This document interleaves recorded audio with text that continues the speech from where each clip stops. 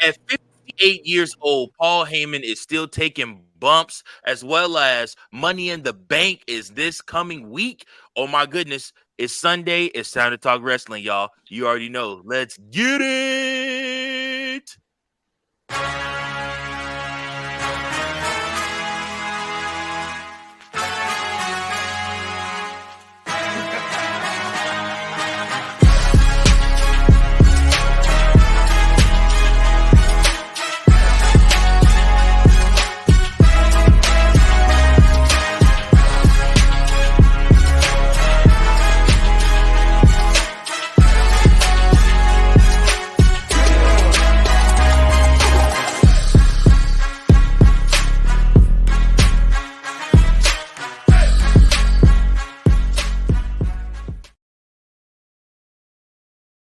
What's up, everybody? Wrestling world, thank you so much for tuning in to another episode of the We Book It podcast. We are the Book It Boys. I am Virgil, former $1 Million champion. Of course, I have my esteemed co-host, Fredo's, the Booker of the Century, in the building. I have Coachman, the Wise Man, as well as Big Daddy C, Liv Morgan's Sugar. How do? And we are back again with another episode of the We Book It. I fucking messed around and forgot the name of the show. We are back with another episode of the We Book It podcast, fellas. How's everybody doing this week? Doing good. I'm doing good. Just to let everyone know, July 2nd, we have Sergeant Slaughter here at the Robert Robin Stadium for the Lucky Horseshoe game to celebrate our veterans. I'm going to be there. So come out, have a beer. And also this Sunday, July 6th, we have Micro Wrestling, the hottest wrestling promotion coming to Springfield at Weeble. So come there to see some midget wrestling. And guess what? Shot. We're going to have a good old time. It's going to be fun. I can dig it. Little micro wrestling, take a couple shots of Fritos. I just have this feeling, though, the strange inkling that you're going to end up taking your shirt off and like trying to get in the ring with the midgets and wrestle around with the midgets. I just kind of see that happening. I can't. They go jump his ass. They're going to jump me, first of all. Secondly, They're gonna be around him. Fantasy football. They're gonna be around his legs like mosquitoes, bro. Just like bite the shit out you, boy. Right. Oh my god, Fritos, seriously, don't get drunk and try to wrestle the midgets, please. I can't.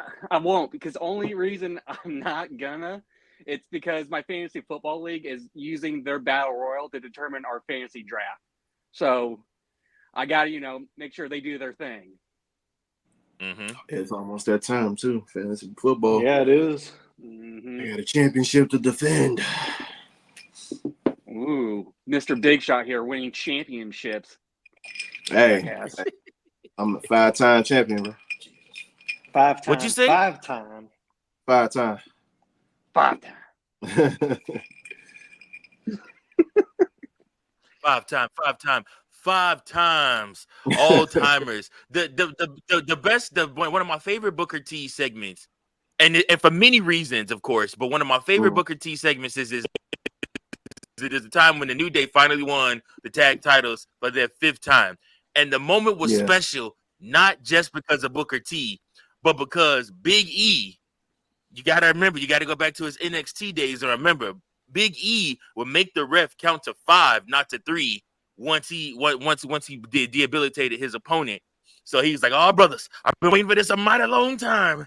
Because, I not once, not twice, not thrice, not 4 times, but 5. And then Booker T's music hit, and it's like, and he comes out as King Booker.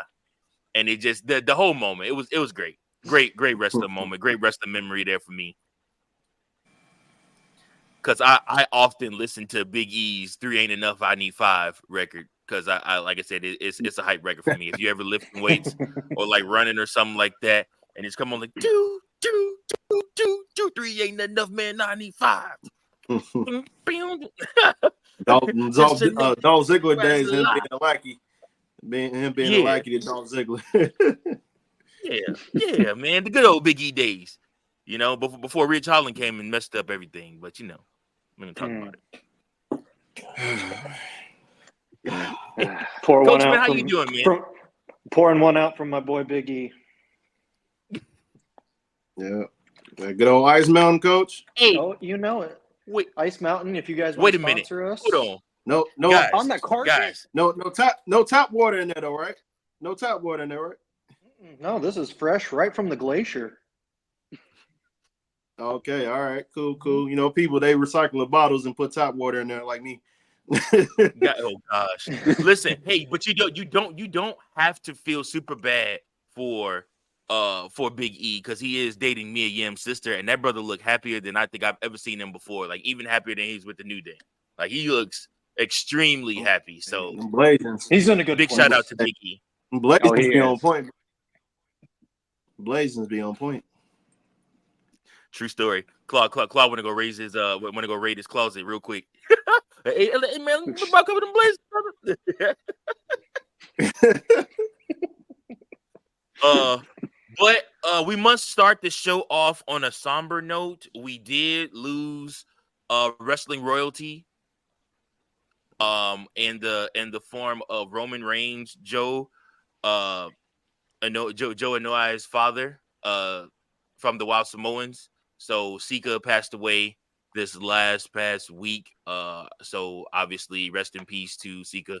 And our condolences from the We Book It Boys to the whole Anoa'i family as they have been mourning and grieving in this time. So yeah, Sika my father watched Sika's matches and me on to him. And when my father went to college in Florida and Sika was in that territory wrestling, and like I said, and those guys were huge, tall, long hair. They just looked crazy, and like nobody wanted to mess with them. That's when kayfabe was still very much alive, and nobody wanted to mess with them boys at all. Like they were terrified of them. So that's a thought. Thoughts and prayers to the whole Anoa'i family as they grieve the loss of one of their founding fathers.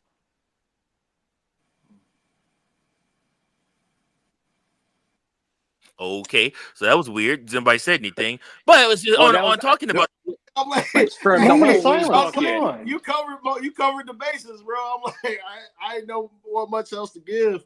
So No, rest bro, in peace. y'all Peace to one of the suck. goats. Y'all left me hanging. My ass is hanging. I thought on we the were doing air. a moment of I told y'all, silence. what are you gonna do? I A Tim Bell sound? I thought a moment of silence. Ding, ding. We ain't no bells, but yeah. Rest in peace to the great to one of the greats, man. So hey, I was looking at a picture of it was a side by side with him, Rosie, and Roman. I was like, man, he couldn't deny his children even if he wanted to, bro. Like the genes were there, bro. You see Roman all in his face. Same with Rosie. Yep. I was like, dang, boy, them Samoans, they the genes, man, they do what they do. Yep, for sure.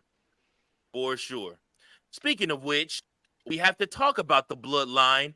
Well, not the real bloodline, the imposter bloodline, as we will call them, as they have now taken it to a whole new level. They've taken this thing to a whole new level. This past Friday night, SmackDown ended with this bloodline family turning on Paul Heyman after Paul Heyman refuses to acknowledge Sikoa as the tribal chief and put the beads, the red beads, the beads that only belong to one man, around his neck. And so they took him out. Guys, this moment, just from the standpoint of a fan, before we get into our booking hats, just looking at this, I mean, it was money. It was a good segment. It just shined through, and it was like, wow, like you just couldn't believe the acting that they were doing in here. It's like Days of Our Lives version, man. Seriously, WWE needs an Emmy for this whole bloodline storyline, just how things have gone. What did you guys think about this? Man, I think like with it being in Madison Square Garden, like obviously whenever they go to Madison Square Garden, they want to put on one of the best shows they can possibly do. And so for this to be in this new era of WWE, like, and them to like pull an all out show like this second straight week. They done went crazy on SmackDown, and so for the like this to be the show that they had like from the start, bro, like all out. Like we get Bloodline, KO. We'll talk about that later, but like just the brawl they had early in the show, and then the way it ended, with Paul Heyman getting abused, and so it's just like, man, like I just for it to that type of moment, and the crowd was rampant, bro. Like I ain't never seen a Madison Square Garden crowd like that in a long time. You know, so to see it like that in the atmosphere. Not since a certain superstar returned in 2002 on them roids, and the crowd went nuts for him. Oh, okay, yeah. I thought you was about to say 2008, but yeah, 2008. Refresh my memory. Oh boy. John Cena Royal Rumble. Is that? Oh. That's when he came back. He's supposed to be out. I forgot. He's supposed to be out 6 days. Came back and forth. I forgot. Really? John Cena fan forgot. You don't remember that? The fact that he don't remember, yeah, that shows a lot, Mike. But yeah, actually, at that time, John Cena was still doing this. Sorry, I forgot. It was still word like. See, he forgot again. Man, he's over 2. John Cena fan. Yeah, man, it was. Okay. Man, hey, see, hold on, see, hold on. 2 seconds. I'm gonna let you get right back to. I got smoke with my man Coachman down here, and we've been real cordial, but bruh, you better stop it, all right? You're cruising or bruising. I'm gonna have to drive to St. Louis to come fight you, okay? Like I said, it's been all along with you, dude, and you ain't stopped on me. And you got Fredo's jumping in too, and I don't have my backup here with me. My brother of destruction is out of commission right now, so I'm literally like 2-on-1 right now, so it's not even fair. I'm just shooting from the hip, okay? No scripted promo here. We're shooting right now. This is a shoot promo.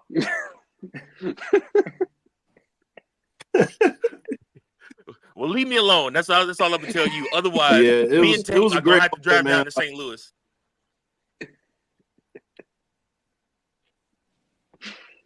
Sorry, see, breaking up going on right now, bro. Wait, am I breaking up? No, I'm saying it's a lot of breaking up. You're in. Oh, I'm sorry, guys. Yeah, no, I just had to let Coachman know that if he don't stop it, he gonna fuck around and find out. Fredo. Well, there's our one F word for the night. And Coach Rose. It's okay. We're gonna treat it like a bad man right now. I think that's your Wi-Fi, bro. Because literally, Fredo's is right now moving. He's groping his chin. Mm-hmm. Oh, bro. I ain't never had this issue. It's probably because I was always upstairs. Wow. No, it's because the guest that shall not be named is on your Wi-Fi on his laptop right now. Sucking up all your Wi-Fi, player. He said he on 5G, asshole.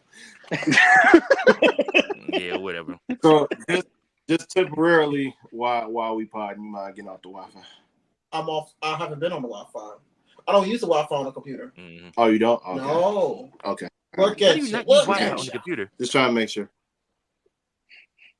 Bro, he's because I'm playing right now. PlayStation emulator. Right? He's a heel. What were we talking about? Like, yeah, it was the Bloodline. The pseudo bloodline. Sorry. Back to the Bloodline. Sorry, guys. Yeah, like now in terms of like the actual storyline itself, I'm sure a lot of people foresaw this happening because Paul Heyman was not on board with all this going on anyway, and so he was just trying to, put up with it as long as he could, and then when Solo started to really, start making all the moves and try to take over, it was like, all right, Paul ain't with this. Because obviously Roman ain't calling all the shots right now. He ain't all the stuff that Solo been saying and Roman has said, I don't think it's been happening. So I was like, yeah, Paul, it was only a matter of time before they turned on Paul. And so, but I didn't expect Paul to be able to take a bump through the announce table after all these years. So credit to him. You know, he's been through a lot when it comes to taking bumps. You know, he got F5 several times, choke slammed, everything. Like he done been through it. So the fact that he's still taking these bumps years later, man, it's crazy. So, you know, credit to Paul, man. Yeah, I loved it. So I can't wait to see how far this storyline goes from here on out. But yeah, it was a great show. Yeah, it was that shock value that really got me because I even sent it in our group text. I said I did not see that ending coming.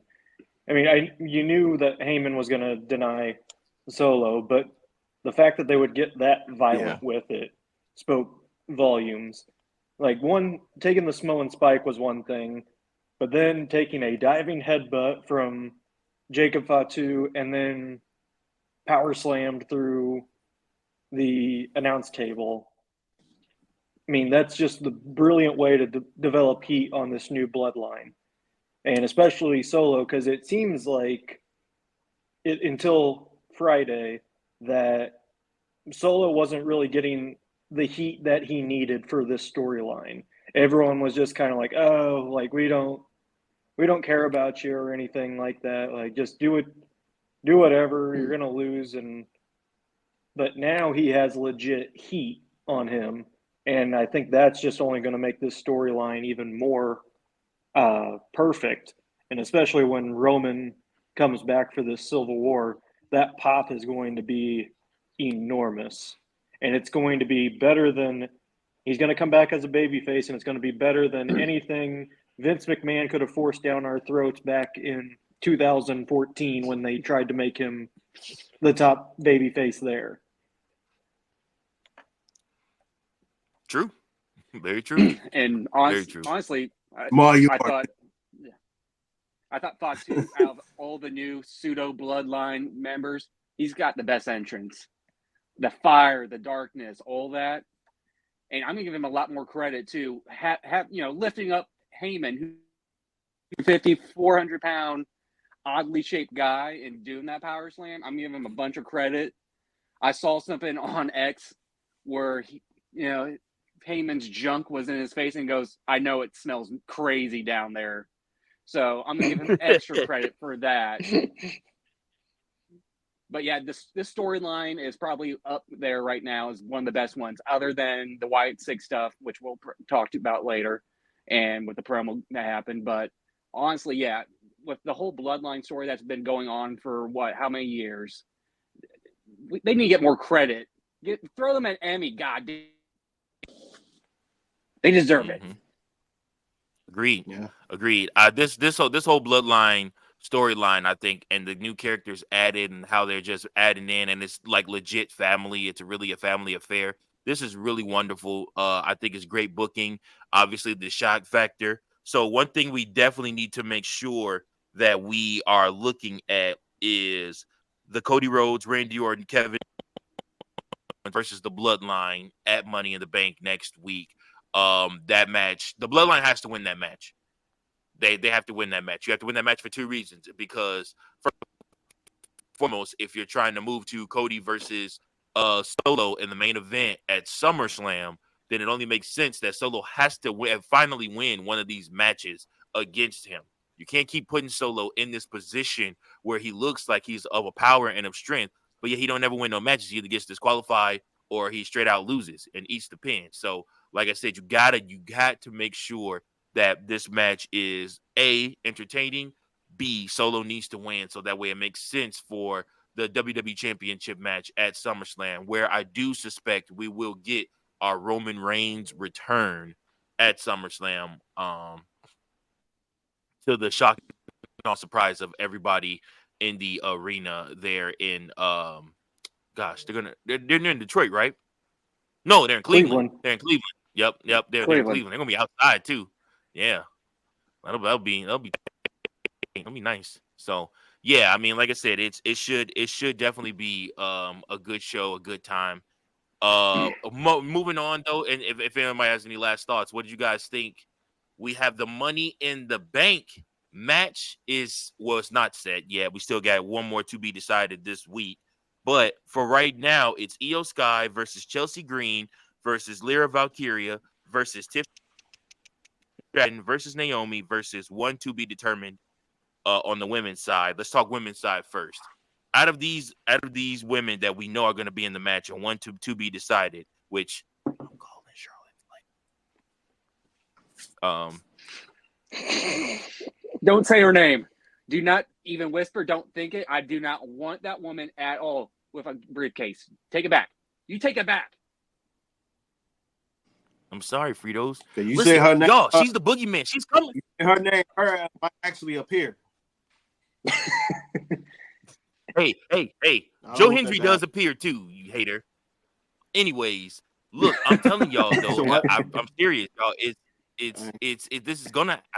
She has to come back eventually, y'all. She's been rehabbing for a minute, so like I said, she's coming back, y'all, and it's either gonna be her or it's gonna be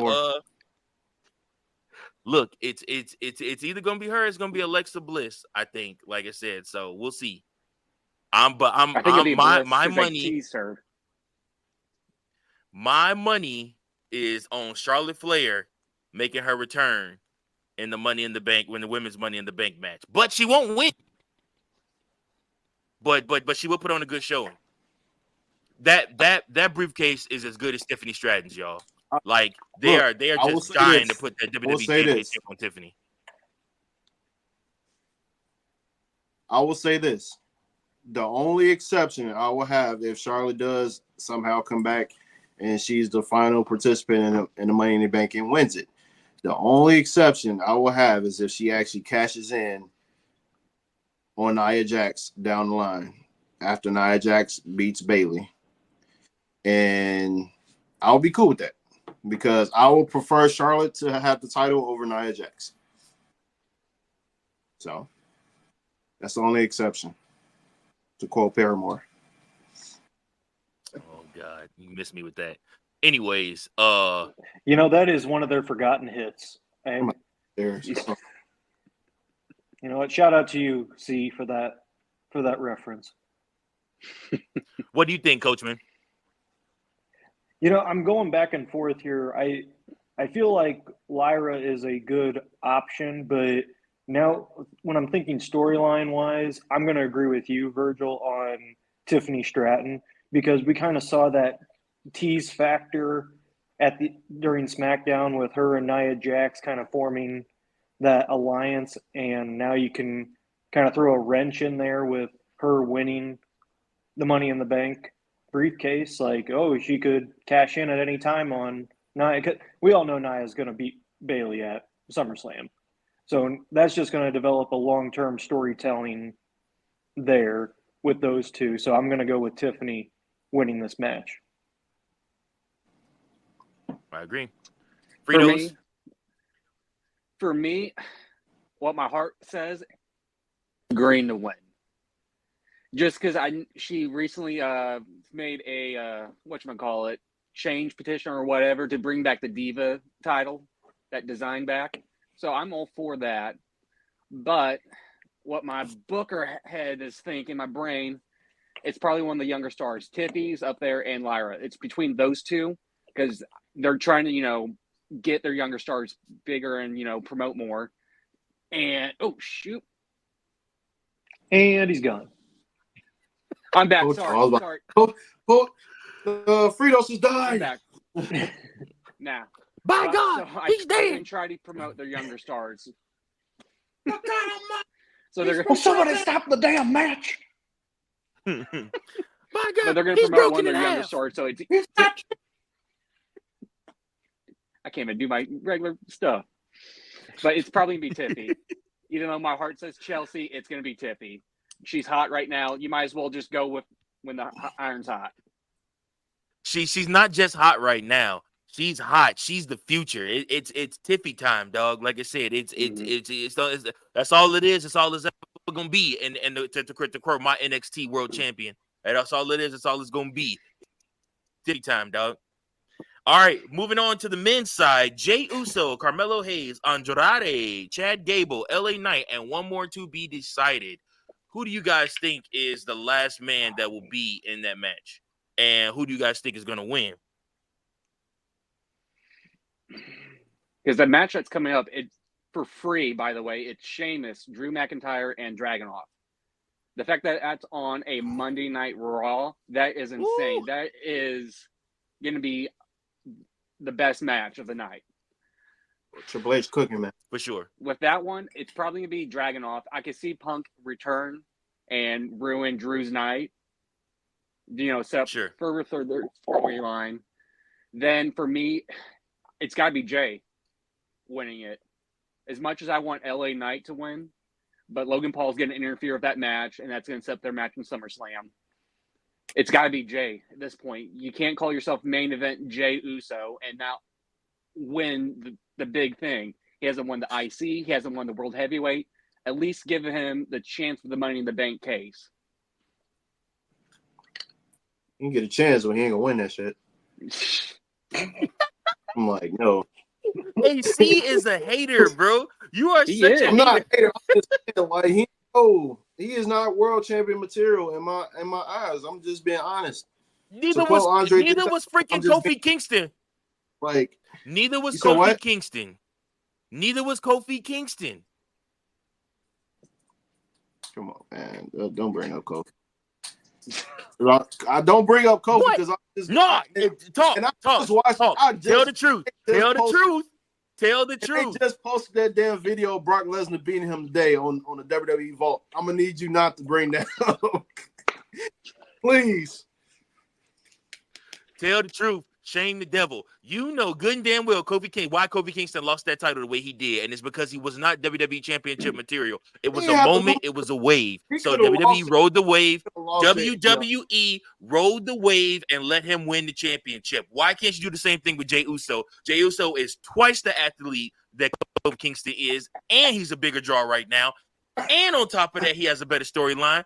And on top of that, he's the top merchandise seller on Raw, outside of CM Punk.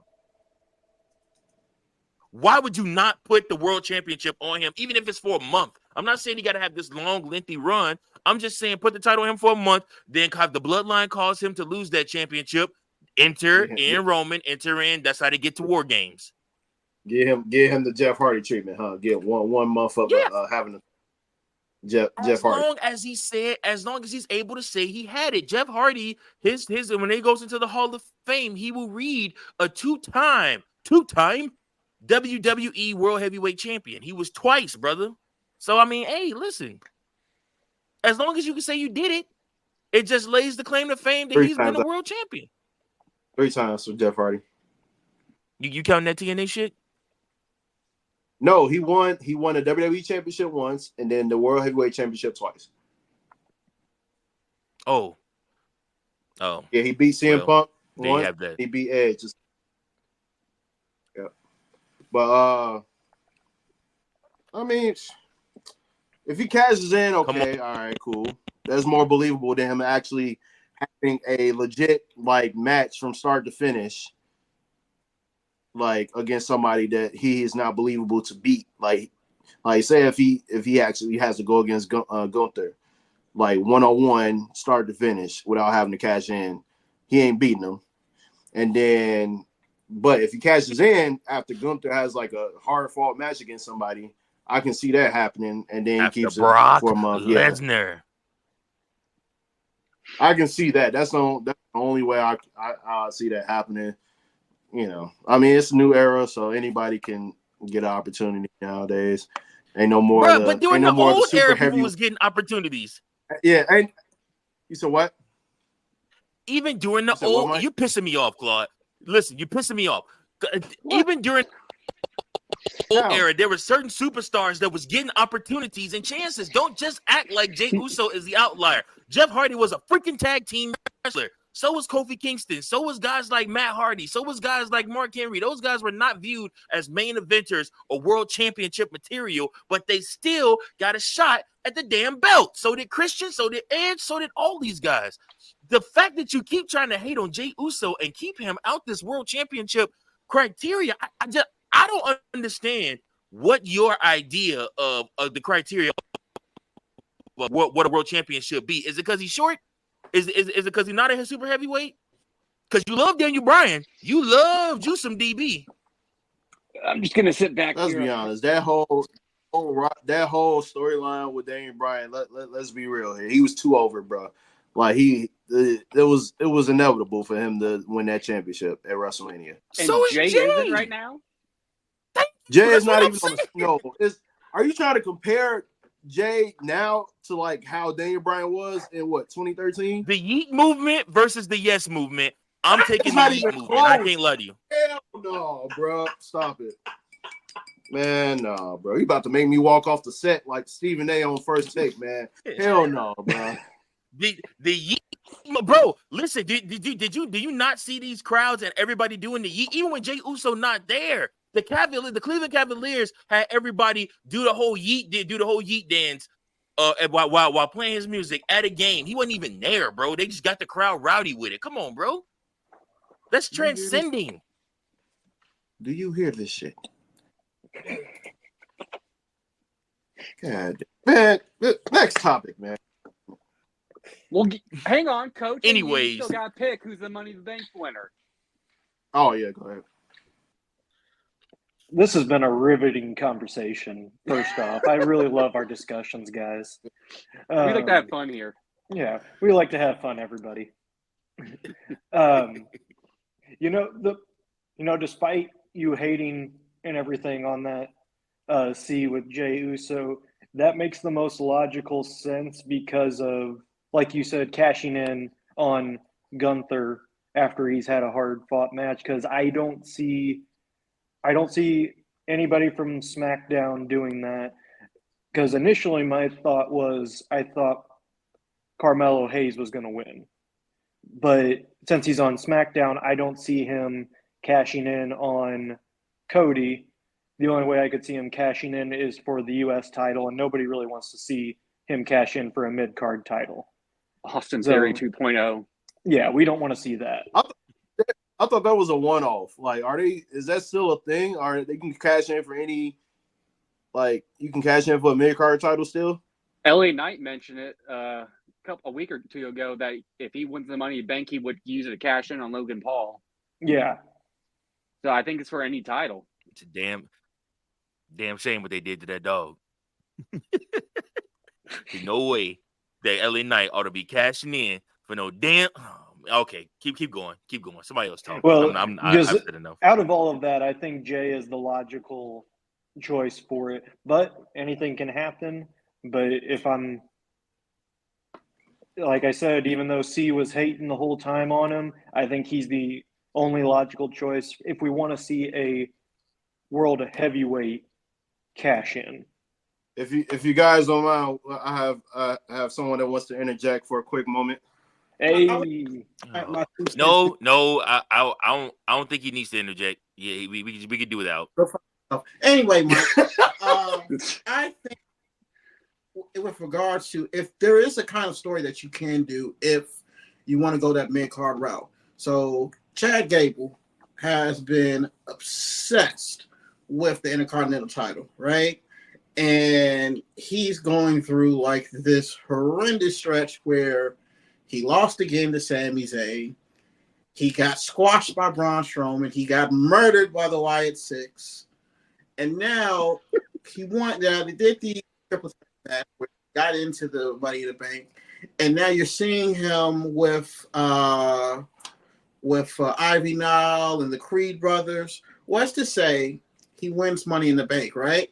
And now you're also telling this story with going into SummerSlam. Maybe it's a three-way with Sheamus and Braun Breaker and Sami Zayn. And Sheamus finally wins that one title he's never did, only for Chad Gable to cash in on him. That's my 2 cents. Yeah, well, we not sports. You can keep it. Anyways, so back to Jey Uso winning this Money in the Bank and winning the World Championship. You are an asshole. Get our potential special guests like that, man. See, No, Man, no, he really no. is Our being potential, Stephen A. Smith right now.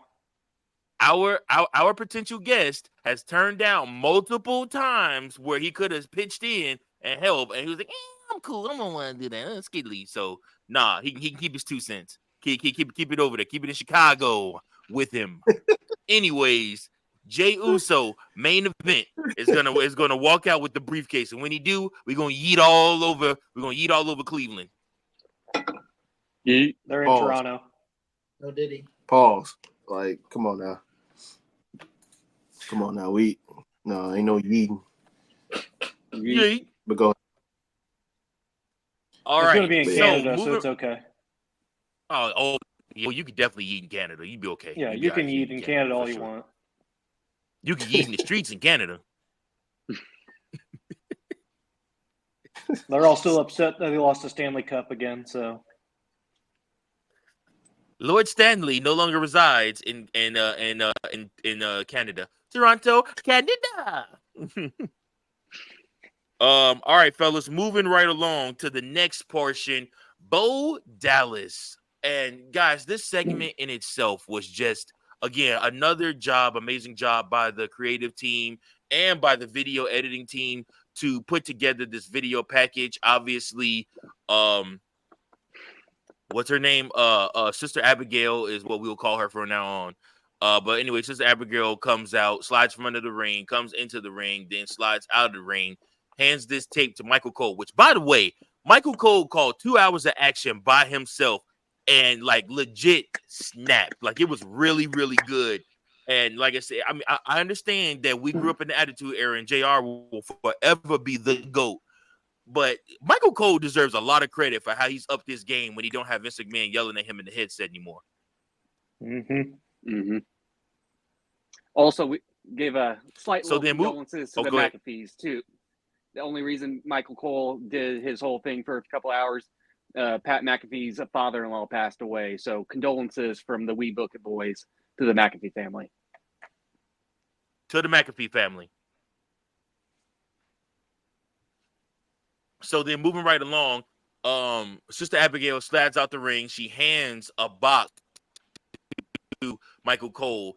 The box, he pulls out a VHS tape, which is obviously before these three young gentlemen's time. I don't think you guys ever watched the VHS before. So, like I said, so it was timeout. before your time. Timeout. I did. I recorded most of my pay-per-views using VHS. Hell, you mean three young tape. gentlemen? What is going on here? I turned 30 this year, Mike. Yeah, same. You guys are children, right? It's okay. It's all right, guys. Aren't you like Babies. 2 years older than Okay. us? What's y'all born? 2000? He's 8 months Was older you born? than me. 2003? This man. This is what happens when people got power, man. They just get all man. It's going to his head. Man, he's got that old man vibe going already. Back in my day, we used to play the VHS tapes. Chill out there, Oh my gosh. Anyways, Sister Abigail hands Michael Cole a box, has a VHS tape in it. He hands it to the video team, and obviously they take it out to the truck. They try to find a VHS player. They finally find one, and the video shows a riveting interview between Bo Dallas and Uncle Howdy. It starts with Uncle Howdy asking a bunch of questions, pans over, you see Bo Dallas's face, and the whole interview is recanting Bo Dallas's time with Bray Wyatt and how they want everybody to remember Bray Wyatt and how it felt for Bo to lose Bray. And I mean, it was just a riveting conversation between these two. And I just, wow. I mean, it really, really was almost a tearjerker I'm sure some people cried for Bo's pain. But as well, it just felt like it was one of those things where it was just like, damn, this is nuts, man. Like the way creative is working this and shooting this angle. So what did you guys think about this whole segment as a whole? The presentation of it, like what did it do for you? First off, that shit went on VHS. I'm like, special effects are good enough to where you can make it look like it's on VHS, but clearly it wasn't. But but yeah, it was great. It was a great spin. I was shocked to see, you know, I feel like there was a little bit of like some scripted stuff going on, but at the same time, a lot of real raw emotion with like how like Bo really felt, you know, about Bray's passing. Mm-hmm. So they kind of like mix a lot of reality within the scripted nature. So it was nice to see that, but I was just shocked they went that far with it. I didn't think they were really going to address it again. And so, but yeah, it was awesome to see. So I can't wait to see if they do this with the other characters, like the other members of the Wyatt Six, to see if they have their own interviews, like as like their like real personas compared to like what they are and under the mask and stuff. So I'm curious to see what happens from here. And also one thing I wanted to know too, I'm like, if once they actually start wrestling, having matches and shit, are they actually gonna be in wrestling in their mask, or are they actually gonna like be without it? Like, so that was one of the things I was thinking about. Like, are they gonna be wrestling with their costumes on the whole time, like even with the mask? Be interesting to see for sure. Yeah. So the first thing I thought when I saw the VHS player is throw that fucking thing away. Second F-bomb. Sorry, guys. I've seen the ring. I know what happens. If I'm in the obituary papers next week, guys, you can blame that whole segment, all right? I've seen the ring. Well, it's been 7 days almost, so. Oh, shit. I'm dead. But wait, that's 7 business days, so you might be good. Oh, good. But when this whole promo, it wasn't a Bo Dallas promo. This was a Taylor Rotunda promo. This came from the bottom of his heart. You could see the pain in his face. You could hear it in his voice, all of that. And by far his best promo work he's done throughout his whole career. Not disrespecting his career, but really this was his best work we've ever seen. And I hope we continue to get promos like this with the rest of the Wyatt Six, especially with the Rabbit, Eric Rowan, because I think they'll, mention Luke Harper. Because when we see that, that's also going to be another gut punch emotional for all the fans. It's really, this is probably some of the best storylines. And when this goes on to Netflix, this is going to be even better. I think the one thing I really loved about the segment was when you introduce a new group like they did with the Wyatt Six, it can't just be they're only doing this because they want to, which you kind of see happens with these groups sometimes when these I shouldn't say heel groups, but the groups that are trying to make a statement, they never establish a motive for what they're doing. They just say, oh, we're just here to mess things up and everything. It's like, okay, well, that's not really a motive. That's just you being stupid, honestly.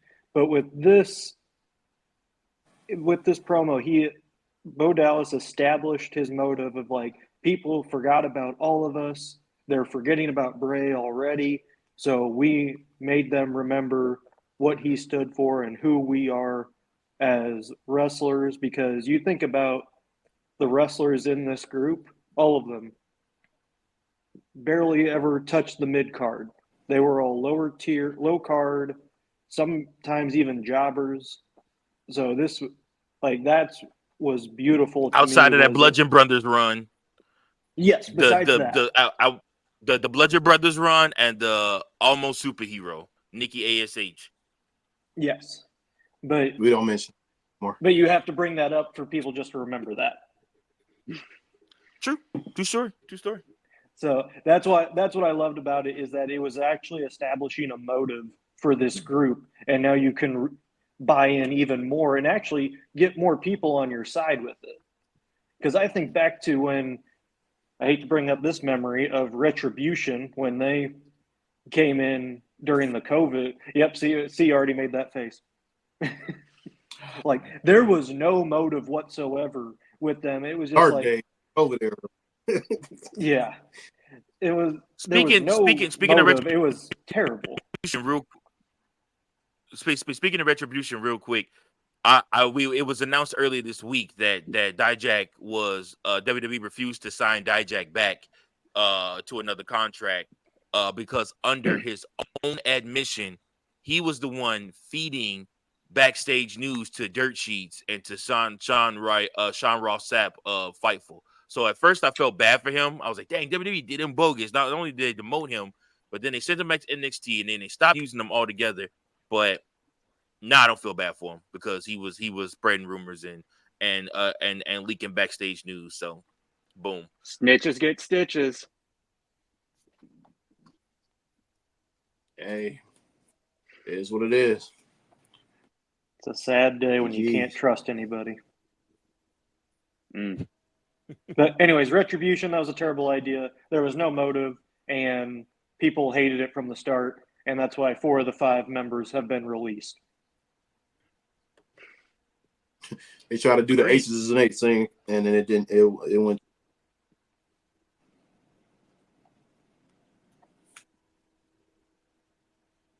Did you finish your statement, C? You cut out like He Joe doesn't even Biden know right what he's there. saying. Yeah, You just did a Joe Biden. I said they tried to pull aces and eights, and it went terribly. Oh, okay, yeah. We I think didn't my hear that voice terribly cut part. out. Yeah. You definitely pulled the Joe Biden, bro. Was it? And What's your guys' handicap? No, yeah, my voice, it definitely cut out. You know, those are the yeah, hard they issues in the presidential debate. I want to know what my president's handicap is when he's golfing. That's the real issue there. I didn't even Seriously. watch it. I didn't even watch it. You didn't miss much, trust me. oh, dude, it was a shit show. It was bad, bro. It was bad, man. I just want to see the SNL. I just want to see the SNL version. Oh, of it's gonna be whenever so they good. decide to do it. Yo, It's gonna be Screw so SNL. I want to see a South Park special about it. As long as Jim Carrey comes back, I'm good. As long as Jim Carrey comes back, I'm good. To quote our potential one day special guest on the show, he made a Facebook post where he said that he's at this point he just want to see these 2 old MFers get in the ring and fight, and I concur with that statement. I laughed very hard at when he said it. How presidential debates should be Celebrity- settled. Celebrity Deathmatch. Great night and great fight. I'll tell you what, Abe man. Lincoln was a boxer. Abe Lincoln was a boxer, a great president. He was a And a wrestler, wrestler. actually. Wrestler, see, yeah. Good correlation? Yeah. Coincidence? I think not. Mhm. I think not. All right, so moving right along, fellas, the Creed brothers and Chad Gable were finally seen together on screen talking backstage at Raw. This moment right here could lead to what our guest to his hypothesis that he said about potentially Chad Gable winning the Money in the Bank and not cashing it in on a world championship, but cashing it in on that Intercontinental Championship and it being his final shot, but it being meaning the most to him that he finally gets that IC championship that he's been trying to hold. So, fellas, what do you think about Chad Gable and Creed brothers coming together? What do you guys think could happen? First of all, I'm happy for Otis sticking his ground, not coming back and helping Chad. Way to go. Way to go, Otis. I'm proud. You're finally free. Be your own man. Yeah. He And grew some balls. exactly. He said, sorry you died. But I'm curious with the group. Sorry, not sorry you died. Died and respawned on Monday Night Raw. He came back from the gulag. He won his match in the gulag. Good Lord. But I'm curious with the group because only thing I'm curious about is what's Ivy's part going to be in the group. Because originally she was kind of against Chad. So is she going to break off and do her own thing? So I'm still curious about that, but looking forward to this whole new faction when they finally, cement it. Yo, I remind me of I don't know why. It might just be a forehead. I don't know, but like she kind of remind me of Nebula from Yeah, from Guardians of the Galaxy. Mm-hmm. Mm-hmm. Bro. see them braids, Yeah, I think it's and, braids. them braids and her Yo, boob bro, job remind me of she Luna headaches. of Luna Vachon. Yeah, I don't know, she be having headaches, bro. Hey, out here looking like Steph when he try to get them cornrows, man, look like D'Angelo. Boom, boom, boom, boom, boom. But yeah, she give me Nebula vibes. But yeah, I don't know, man.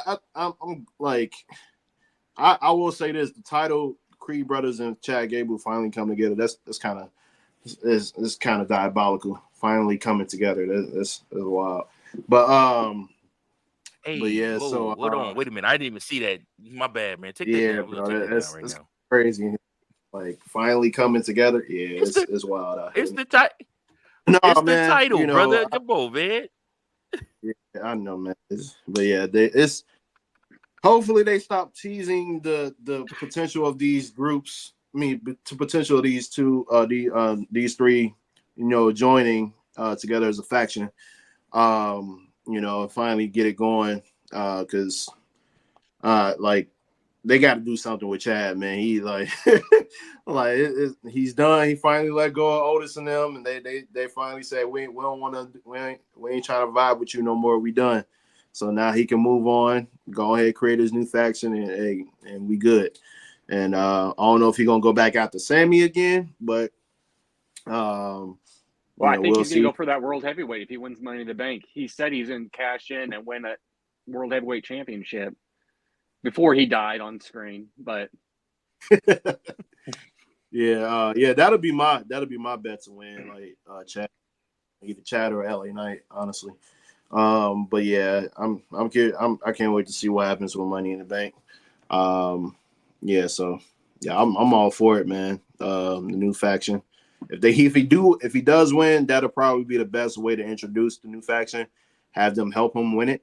So, yeah, I'm cool with it. Yeah, you brought up a good point there that to introduce it with the Creed brothers interfering in the Money in the Bank match. I do like that idea. And then Fredo's, I'm with you on the curiosity of what Ivy Nile's going to be, because if you remember, her and Maxine were tag team partners for a little bit. mm-hmm. So, and she was kind of the one helping her get through all the stuff that Gable was doing, all the mental gymnastics he was making her do, and the gaslighting. So I found that part interesting that she came in with the Creed brothers. So that kind of added another wrinkle to the storyline of maybe, because if you remember when he talked to Ivy, he said, "You have potential," while he was berating Maxine. Maybe something clicked with her of like, well, maybe he can help me get to that championship that she's been looking for. And that's my thought. And then just kind of leave Maxine to the side. It'd be a heel move if that's what they're going with. So it could work.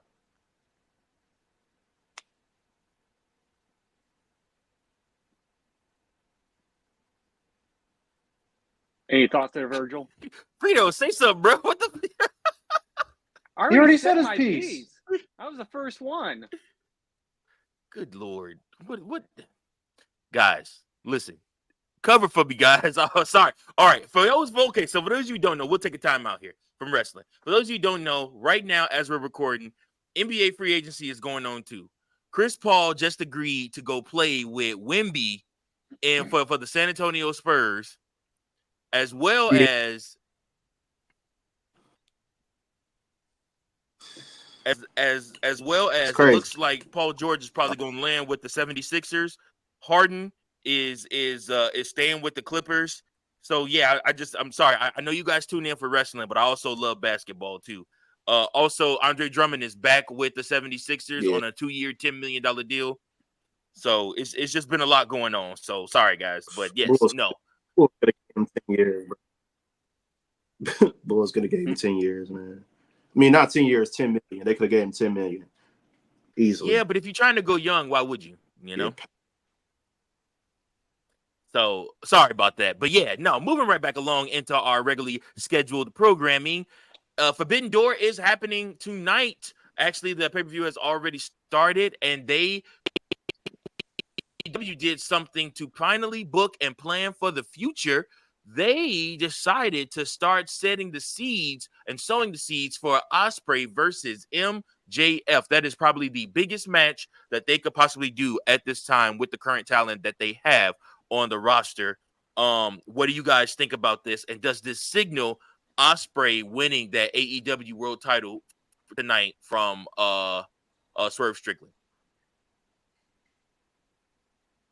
Yeah, I think unfortunately Swerve's run's going to come to an end tonight, because if you've looked at how he's been booked the last 2 weeks, he's looked like a strong champion, and how he really cares about his belt and title and his reign, and I think that's just only building him up to show Ospreay's credibility when he wins tonight. I'm not a fan of it, because I think Swerve is finally getting his justice as a champ, being booked like how he should have been this whole time, but it's only to benefit for Ospreay. So that's my 2 cents on it. I'm not too thrilled with the idea of making him a double champ right away, but if they're going this route with him and MJF, then yeah, this is the only logical way they would do it, because MJF wouldn't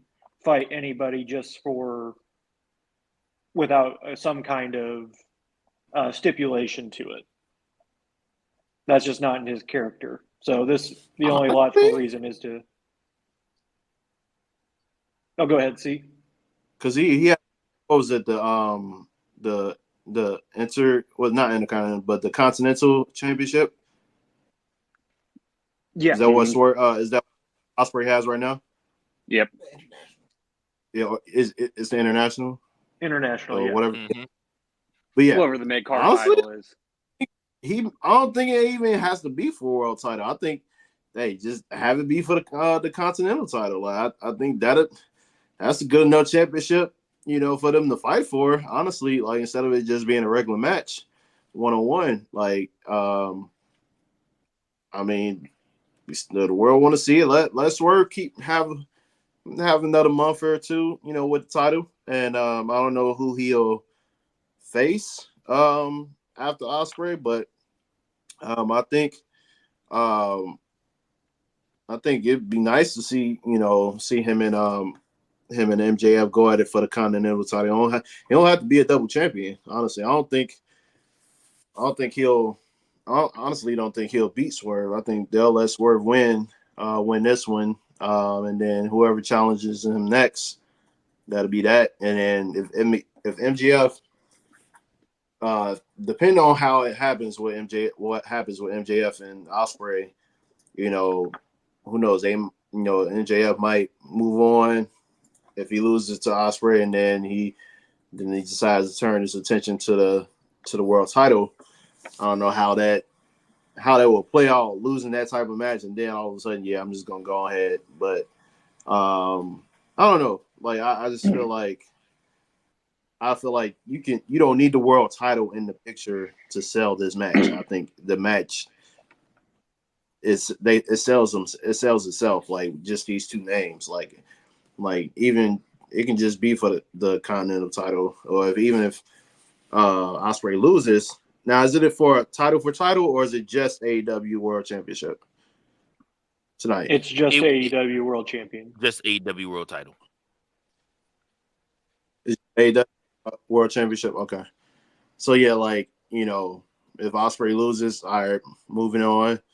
He goes against MJF down the line, depending on how they set it up, obviously. But yeah, I think you just have the match without the world title. The world title doesn't have to be in the mix. I'm like, you can sell this match without it. The match is going to be extremely interesting. Oh, go ahead, Verge.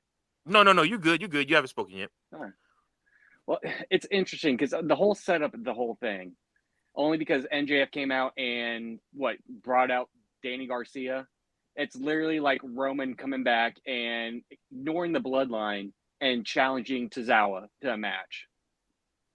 That's how I kind of saw that whole setup. And then Ospreay coming out and challenging Garcia. But it's kind of also, it's weird because you got the Owens Cup tournament going on too.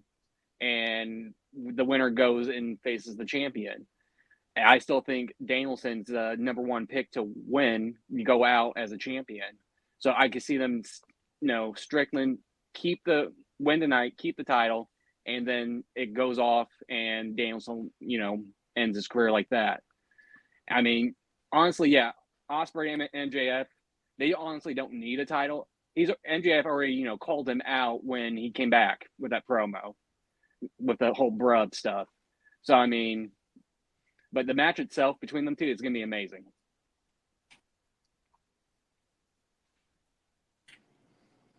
Yeah, we got to remember who we're talking about here, guys. We're talking about AEW. Logical booking doesn't make sense in this land of fantasy booking where anything can happen. It would logically make sense for Swerve to hold on to the title and then go against Bryanson for the championship. But what I know, the guy that's in charge that's booking that show.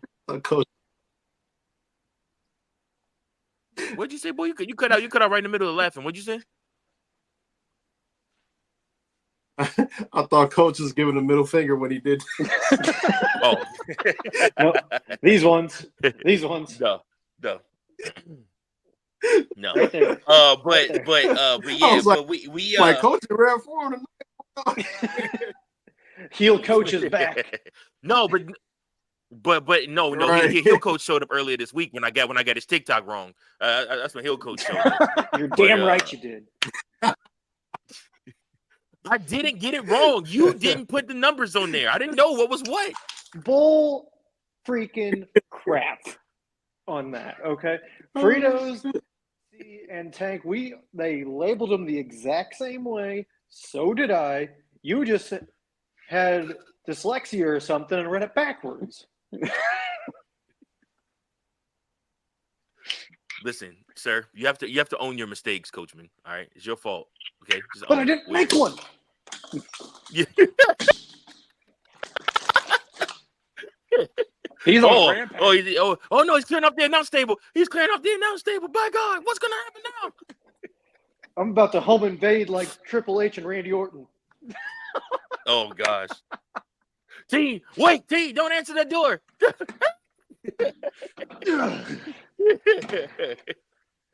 The only thing I'm gonna say about the TikTok, I still got the best list on the TikTok thing. So I'm just saying. There were a lot of people that agree with Fredo's list on the TikTok. Booker of the century, baby. Which by the way, guys, What was your list again? It was Rhea at number 1, Liv, Chelsea Green, the chick from NXT, Sol Ruka, and then Tiffy. See, it's a very good list. All right, so but yeah, just moving back to what we were saying with AEW, it's the land of nonsensical booking. So like I said, it doesn't have to make sense. Like I said, Tony Khan just does what he wants to do, and it's fantasy booking. It would make sense for it to be Swerve versus Danielson for the AEW championship, where Danielson loses. But I can guarantee you what's going to happen tonight. Ospreay's going to win, and Ospreay is going to be the one to retire Bryan Danielson in the next match after that. And it's like you don't have to do all of that. You're literally shooting yourself in the foot. Any good outcomes that you could do and string this along longer. If I'm wrong, I'll get on the show next week and say I'm wrong. But I have the strangest feeling this is what's going to happen, and it would not surprise me at all. So, yeah. Despite our differences this past week, I'm glad we could agree on this, Virgil. Well, Coachman, I've also been known to be wise man a time or two as well. They have reached. Oh, that was a bar. Yo, that was a bar. Yeah.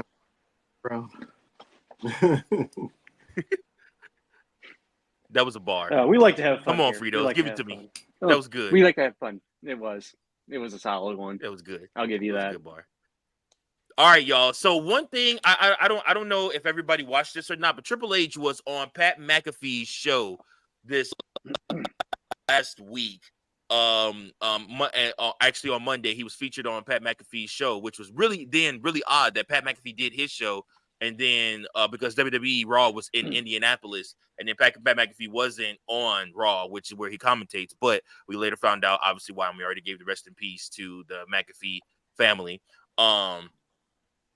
But yeah, Triple H was featured on the Pat McAfee show this past week, and he absolutely talked very candidly about the direction of Raw and once it moves to Netflix and then SmackDown on USA. And guys, I don't know about you guys, but I'm so ready for Raw to go to Netflix. Like I've enjoyed their time on USA, but the abilities of what they'll be able to do fully streaming on Netflix, no commercials outside of WWE commercials unless they sell it on their own. And then the things they'll be able to do with the streaming rights and everything like that. I mean, it's going to be bonkers. And then, of course, obviously, there are no rules when you get to Netflix. You can do pretty much what you want to do. And like I said, it's no sensory. It's going to be amazing. It's going to be WWE how we remember it from the 90s, literally coming back to life. What do you guys think about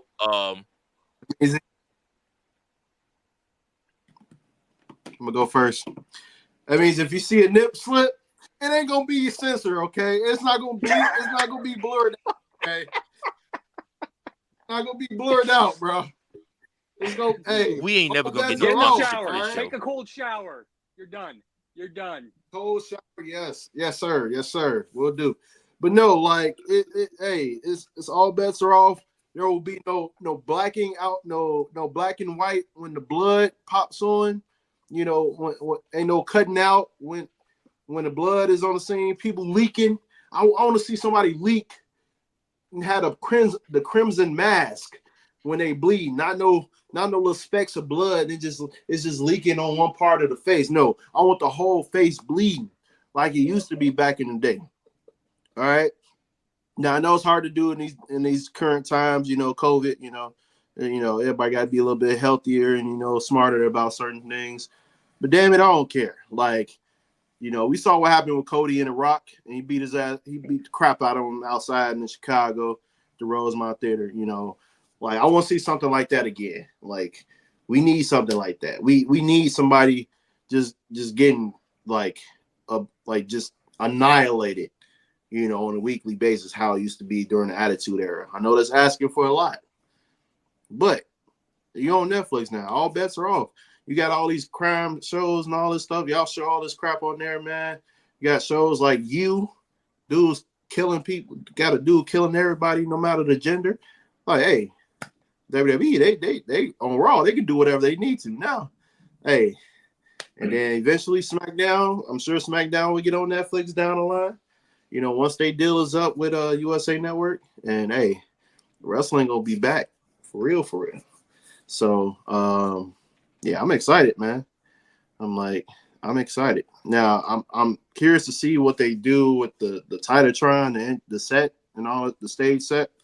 I get wanting to cut back to bring more fans in arenas, but appearance matters. It still matters to me.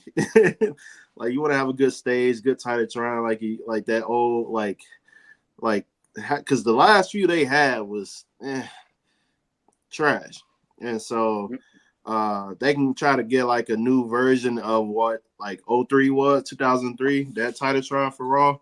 That would be nice. Little mixture of current, a modernized version, but still have a little nostalgia with it. I would be cool with that. So, but I trust Triple H, man. Whatever he decides to do with this reimagining of Raw, hey, I'm all for it. So I can't wait till January gets here. I think one thing you're going to see with Raw is you're going to see more unscripted stuff with the promos.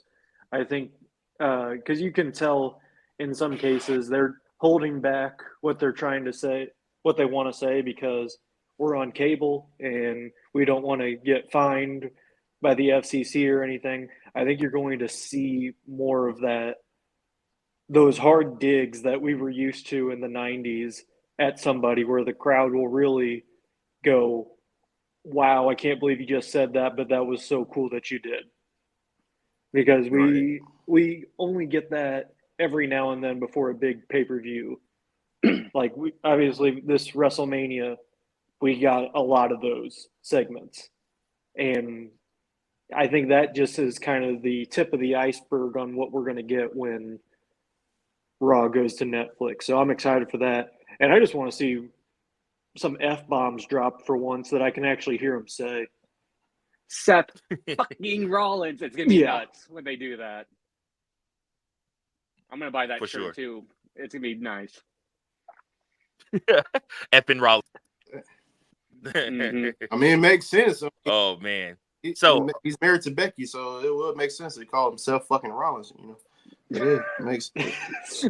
That's wild. Hey, we get censored on YouTube. In case y'all didn't know, we did drop like 8 F-bombs this episode. Like, we get censored. tone it down. All right? We're trying to get we're trying to get that Netflix deal. Ease up, guys. Huh? Come on. The first 30 seconds. Oh, it's only the first 30 seconds they censor? Yep. Oh, news to me. Hey, Birdman said they only censor the first 30 seconds. We're good. Yeah. I would like. Hey guys, shout I out would. to our future, one of our future guests on the show. He dropping knowledge on us, man. Hey. So now we know. I would like to sell this show to a sponsor or two if we could, fellas. And I don't know. We'll see. Yeah. Keep Sponsors PG. do matter how we get censored. Yeah. But yeah, go ahead, Mike. I'm interested about the SmackDown because I know they talked about switching days for it. So I don't know what day they're going to switch it to. And I think they talked about bringing that one 3 hours. It's going to be a little bit odd for me having Raw be 2 hours, since my whole life it's always been 3 hours for me. It's going to be a bit different, but it's going to be nice for my bedtime. I can finally get back on my sleep schedule. But yeah. Your whole life? Wait a minute. Fredo, your whole life? Wait a minute. Hold on. Are Pause. you sure about that? When I got back. Hold on. Pause. Guys, wait. Did they announce Raw's going back to 2 hours? Yeah, it's going to go back to 2 hours. Not yet, but I saw a rumbling. I saw something about Raw. All right, I'm not mad about it. Then I think they said SmackDown potentially going to 3 hours. But I'm not for sure. I'm not mad about that. One single solitary second. Because last the last I heard from Nick Khan was he was keep Raw 3 hours and he was trying to get SmackDown to go 3 hours too. I'm like, bro, that's way too much wrestling. Like, kill me now, bro. Like, between that and AEW and NXT being 2 hours, and on top of that, moving towards the pay-per-views and stuff like that, I'm like, it's too much. It's too much. But yeah, man. Like I said, I'm super excited for the changes. I'm super excited to see where creative goes, and like I said, what they're gonna do with everything. There may be some set changes. You might see the Black Ropes make a return to pay-per-view like that. I would love to see that happen. Just like different changes, different nuances, just to make it feel even more different, especially with it being on Netflix. So that's what I'm excited about. Our second to last topic of the night. Fritos, just a quick question. You said Raw has been 3 hours for most of just your entire life. You say from what I remember. All right. How old are you? 29. But don't forget, I took a decent gap from wrestling from 12 or 13 till about 22, 23. 23, yeah. Oh yeah, because they went to 3 hours. Actually, you said 2012, right, Alex? Yep. Yeah, 2012. So they actually went to 3 hours. So I get it. Yeah. Yeah. Okay. I was like, yeah, they were 2 hours for a very long time. But most of my childhood blacked out. Yeah. Back. They had the theme song. Tonight is the night. The bright lights, bright crowd. Everybody stand out loud. Tonight is the night.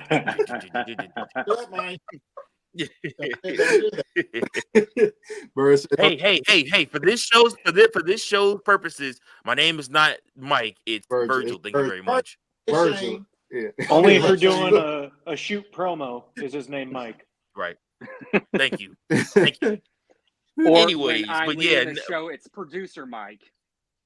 There you go, producer Mike. I'll say Mike when he starts going on a tangent about John Cena and do not get Virgil started.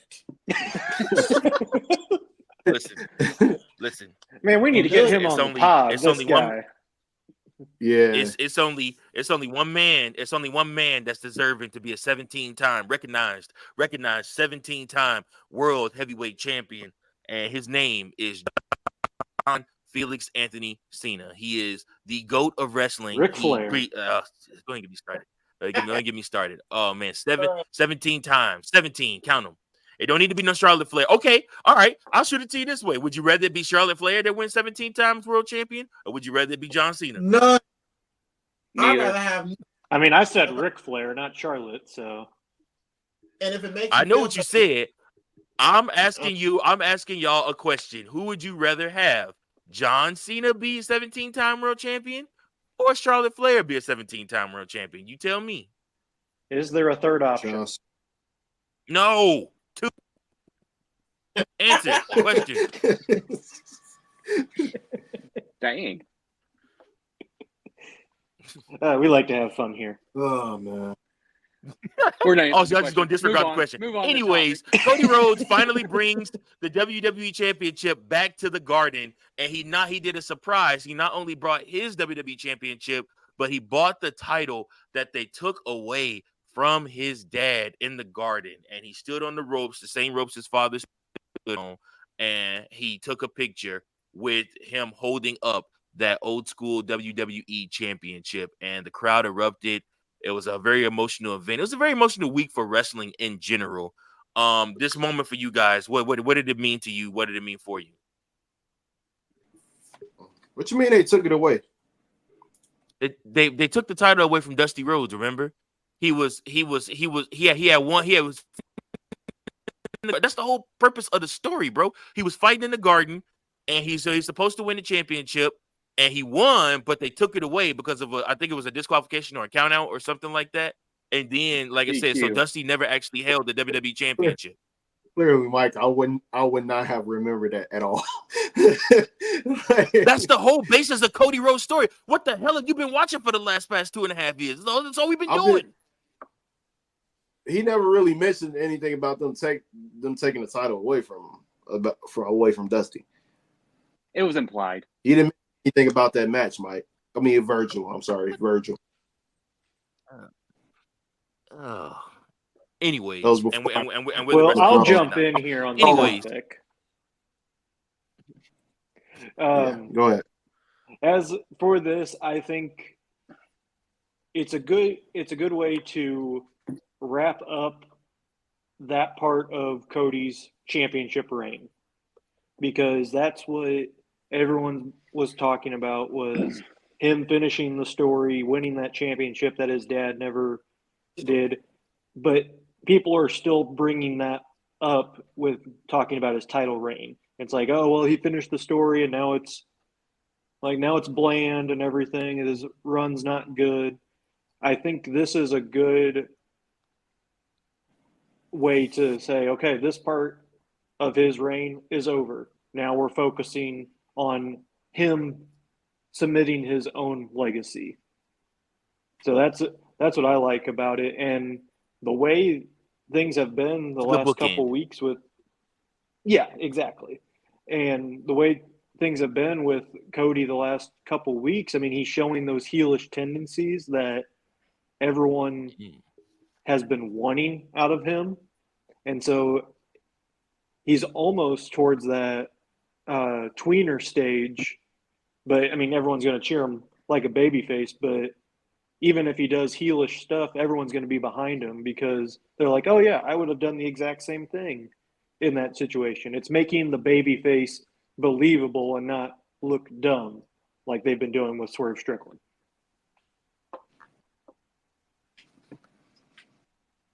Fair comment. Fredo's, what did it mean for you? I didn't see this. Was this off air when they did this? Yes, this was the off air moment that I shared in Okay. the group chat that you didn't watch. I must.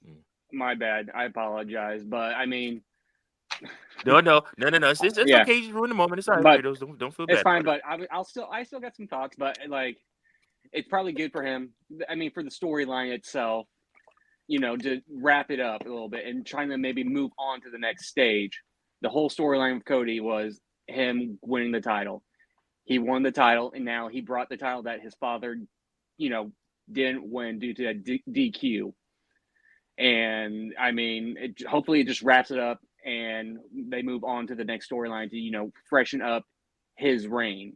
I mean, a little bit to me, it was bland because they continue on, finish the story, all that. I'm ready for the next chapter in his reign. Kevin Durant, the next chapter.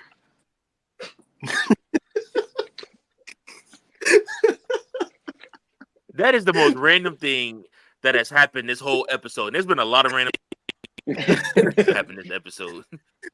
LeBron Why? James. Anyway, did Kevin Durant did Kevin Durant declare somewhere? No, I thought I Phoenix saw is just trying to rumors. trade him. And then he froze. Wow. I thought he was Then going he to try to froze stay on us. Look at him. Phoenix. He froze in the most awkward position. I know. He That, like I he mean, like that ready to sing is. some R&B. I'll make love to you when you want me. The worst song That's to pick hilarious. us. He's frozen like that. And I'll hold Right, I you know, right? tight. Take him off the stage. Anyways, till he That's unfreeze. that That's baby wild. making music Anyways, right there. okay, so you're gonna get us in trouble. Anyways, last thought before we move to our favorites. last thought before we move to our favorite moment of each episode. Damien Priest, Seth Rollins did a moment in the ring, and this was to up the stakes for their match. If Damo loses, El Champion has to leave the Judgment Day. If El Champion wins, then Seth Rollins can no longer challenge for the World Championship as long as Damo has the belt, which won't be long because we all know Gunther's taking that title at SummerSlam and then turning around and defending it at the Germany pay-per-view. So, but what did you guys think about this stip that they put under the match, and then what do you guys think about this moment? I dig it. I mean, I'm kind of over Seth having a world heavyweight title. It gives him a little bit of a break. He doesn't have to be the workhorse champion. He doesn't have to be the main guy. He could, ease up a bit. And for months, we've been seeing Priest one go on his own. So this is just the catalyst to push him, be like, I'm done. And it also helps with this whole Liv Dom stuff going on, all that craziness that she's bringing. And by the way, screw you, Dom. You got a new PS5. You got a new TV, a whole platter of chicken nuggets. And you're throwing it all away with Rhea for some hussy. Shame on you, Dom. Shame on you. You freaking hussy. Did I just come back into? But yeah. Hussy? Like what? That's what we talking about, Liv and Dom. Yep. The But actual precipice of this was talking about Damien Priest stipulation against Seth Rollins at Money in the Bank. So I think with all that going on, it's finally going to push Priest to be on his own. So once he does lose that title to Gunther at SummerSlam, I'm kind of curious to see what he does solo away from Judgment Day after that.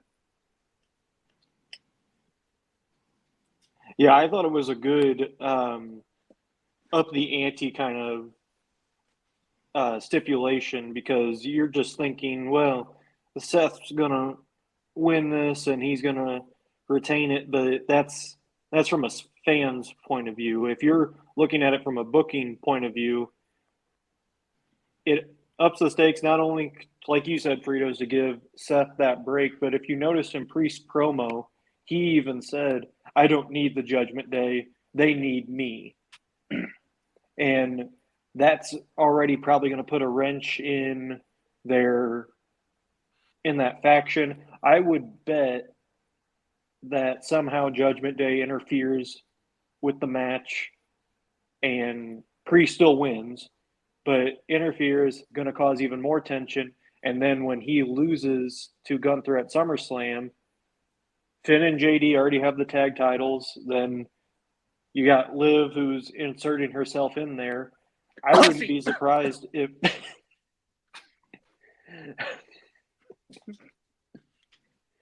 Sorry. I wouldn't be surprised if Finn takes control of the Judgment Day and just says, hey, we only allow champions in here, and kick him out, turning Priest face for his run. Finn finally takes over the group he was supposed to take over to begin with. Yeah, exactly. See, he finally gets. That's not a bad idea at all. He finally gets his moment. Like Jason, like I remember when in Power Rangers, Jason was supposedly the leader. Don't you do that? And then Priest comes in, and then Tommy comes in and takes over the whole group. So now Jason, well, Finn in this case, finally gets his moment and becomes the leader again. Sorry, y'all. I like to make references on the show, so that was my reference. Jason. I'm gonna go ahead. My bad. I just want to throw it out there. Yeah, I like the points that you guys brought up. I think it's good to see that the Judgment Day might look a lot different. Rhea might defect from the Judgment Day when she comes back, obviously. And then the Judgment Day might end up being JD, Carlito, Finn Balor as the leader, and Liv Morgan as the champ. I mean, and they may not even call themselves Judgment Day. It might be a new faction completely. Who knows? Judgment Day might dissolve altogether. But whatever the case may be, I'm just excited to see them creating something. You be able to watch something literally form something new. As far as the Seth Rollins versus Dame Priest match, Damien retains. He's going to go up against Gunther, and they're going to have a great match, I think. And it's going to be a good time. They're going to have a great match at SummerSlam. I don't know what Seth's going to end up doing at SummerSlam. That's my only question is if you don't have Seth in that match, then what does he do? So we'll see. It'll be interesting to see. Also, I like to mention that this is some of the best of Carlito's work we've seen in a while with his comedy, with everything. That's cool. With the picture going around, that he's done some great work since joining the group. Indeed. Couple things, but before we get to our favorite segment of the show, I just wanted to put this up here real quick just so everybody can see exactly what is what a come on, championship man. should This look goddamn like. speed championship, man. Y'all, what are y'all trying to do to me, man? Like, what are y'all you doing? mentioned Power Rangers. It's your fault. Speed championship. Tyrannosaurus. How is it my fault? Look. All I'm saying is I just wanted to show you what a real championship looks like. But now, everybody, it is time for our favorite part of the show, Big Daddy. See, it's time for the man, the myth, the legend, Fredo's Fave 5. Fredo's, who do you got this week for us on your Fave 5? Fredo's favorite five. Sponsored by nobody. Maybe Zen one day. Zen. Yeah, there we are. There's the Zen. There's the Zen. Nice mountain. Hello, my lip. Jack Daniels, baby. Honey Jack. There we go. Tennessee honey. Little 6 milligram of God's hand touch in the upper decky. At number 5, I've got Knight. Yeah. This Money the Bank match, beating Logan Paul and Santos Escobar to secure his spot in the Money in the Bank. I don't see him winning it. I see a Logan Paul interference, but guess what? It's okay. That man is going to get that U.S. title soon. At number 4, I've got Braun Breaker. That man is a genetic freak. After having his match this past Monday, he is proving why he is on the main roster and securing a spot to face against Sami Zayn for the IC title. At number 3, I've got Chad Gable securing his spot in the Money in the Bank. And finally, we get it that he is uniting with the Creed brothers. Hasn't been official, but we know it's coming. At number 2, I've got Paul Heyman. There is only one tribal chief, and his name is Roman Reigns. Solo is a fake tribal chief, and Paul knows that. And he paid for that by taking that power slam on the announce table.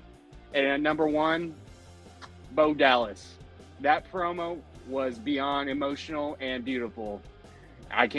Nothing else really topped it this week. He is the number 1. And that has been a Fredo's Fave 5.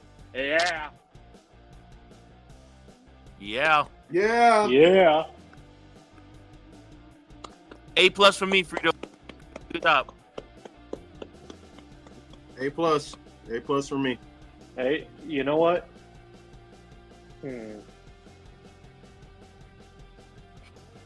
You Come on, got 3 A+. Coach. Yes. Yeah. You're going to Hollywood. Woo! Fredos! History. History. That's just the Yes, first For time sir. ever. the very first time. This feels like my World Heavyweight History. Championship match. I won. Oh, so great. If Devin was here, he probably would have gave you briefcase. a much lower grade.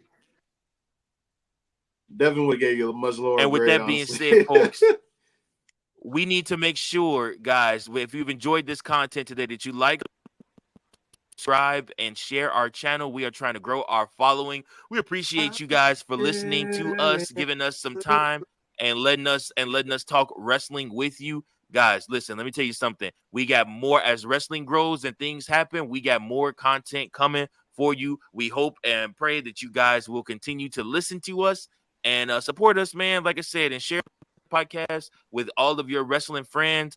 I haven't talked to the fellas about this yet, but we're gonna try to go live after Money in the Bank maybe next week. So we'll see. Like I said, stay tuned for that. We'll make an official announcement on that if that's doable. But yeah, man, appreciate everybody. Appreciate you, One fellas. thing, Thank guys. you all for tuning in. Oh, sorry. One thing. Are we doing a watch party together for Money in the Bank? Yeah. Because I know Mike's be- gonna be gone. I'm gonna be camping, but yeah. But in terms guys, of the listen. rest Hold of up. us, Check it out though. The one time I'm gonna SummerSlam, be in my town? house. Wait a Oh, okay, minute, I'll be but there. SummerSlam at my SummerSlam? house. I'm down for Yeah. that. Yeah, let's do it. Yeah. Yeah. All right. See, I'm down. now we talking. And SummerSlam is actually on my birthday. It's on the shared birthday this year. So Ooh, I'll bring you August a cake. 3rd is yeah. You bring all them cakes my way, Fritos. Bring yeah. Oh, I will. Bring Cold your Diddy. okay. Give some of that hot tuba. Oh, Spend that day on your birthday. yeah. This has been Hey, another episode that of the We Book It podcast. Hey. Thank you all. I just told Birdman bring his ass to Springfield, so that way we can all he'd be a special guest that episode. He can stay at my place if he wants.